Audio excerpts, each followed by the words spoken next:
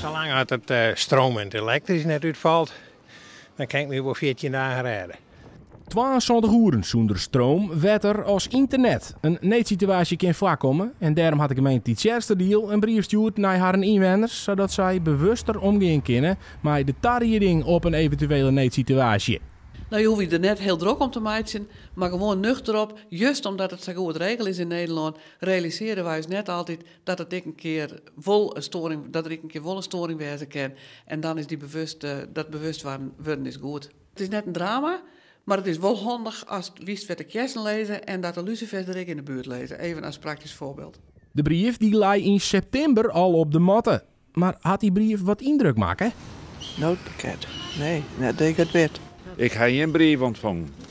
Nee, ik had wel van een gewone nice, maar van de gemeente nog net. Ik ken nog niet zien. Maar of zo'n brief hebben de meesten haar wat tarret op zo'n noodsituatie.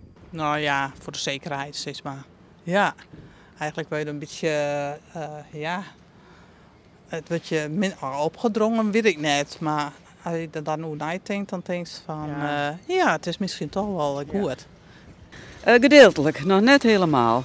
Ja. Dus we hebben wel op radio en dat soort dingen alle jaren. Wat extra wetter in huis, maar voor de rest dan, die maar in huis. Voor de rest net. Nou, levensmiddelen en een gasstel, zodat je dus ook nog wat warms maatje kennen. Nou, en ja, verder met een rouwwachtje. De brief van de gemeente maakt deel uit van de oerheidscampagne Denk vooruit. Dat je eens net meer omheen kennen.